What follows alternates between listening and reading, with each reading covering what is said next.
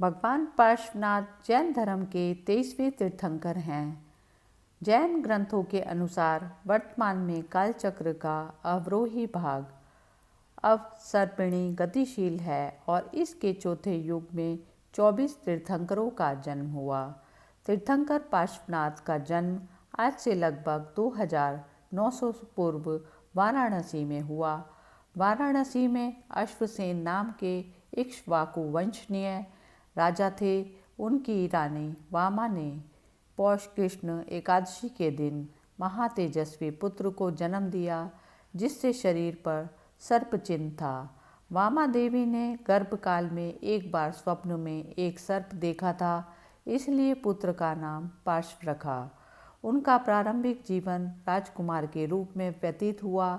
एक दिन पार्श्व ने अपने महल से देखा कि पुरवासी पूजा की सामग्री लिए एक और आ रहे हैं। वहां जाकर उन्होंने देखा कि एक तपस्वी जहां पंचाग्नि जला रहा है और अग्नि में एक सर्प का जोड़ा मर रहा है।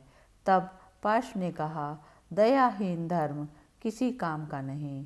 तीर्थंकर पार्श्वनाथ ने 30 वर्ष की आयु में घर त्याग दिया और जैनेश्वरी दीक्षा ली और ब्रह्मचारी अविवाहित रहे। काशी में 83 दिन की कठोर तपस्या करने के बाद 84वें दिन उन्हें केवल ज्ञान प्राप्त हुआ। पुंडरू, ताम्रलिप्त आदि अनेक देशों में उन्होंने भ्रमण किया। ताम्रलिप्त में उनके शिष्य हुए पार्श्वनाथ ने चतुर्वेद संघ की स्थापना की, जिसमें मुनि, आर्यिका, श्रावक, श्राविका होते हैं। आज भी जैन समाज में इसी स्वरूप में हैं। प्रत्येक गण का एक गणधर के अंतर्गत कार्य करता था। सभी अनुयायियों, स्त्री हो या पुरुष, सभी को समान माना जाता था। सारनाथ जैन आगम ग्रंथों में सिंहपुर के नाम से प्रसिद्ध है। यहीं पर जैन धर्म के 11वें तीर्थंकर श्रेयांसनाथ जी ने जन्म लिया था और अपने अहिंसा धर्म का प्रचार प्रसार किया। केवल ज्ञान के पश्चात तीर्थंकर पार्श्वनाथ ने जैन धर्म के 4 मुख्य व्रत सत्य, अहिंसा, अस्तेय और अपरिग्रह की शिक्षा दी थी। अंत में अपना निर्वाण काल समीप जानकर श्री समेत शिखर जी पारफनाथ जी की पहाड़ी, जो झारखंड में है, पर चले गए, जहाँ श्रावण शुक्ला सप्तमी को उन्हें मोक्ष की प्राप्ति हुई।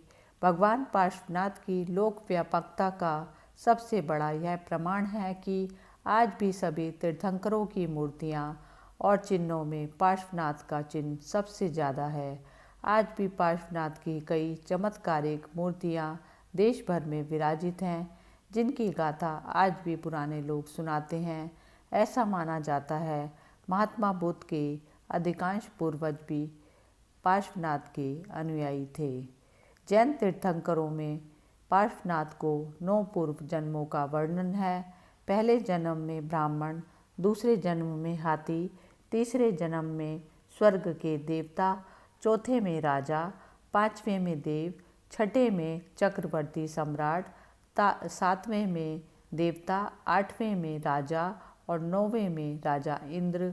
तत्पश्चात 10वें जन्म में उन्हें तीर्थंकर बनने का सौभाग्य प्राप्त हुआ।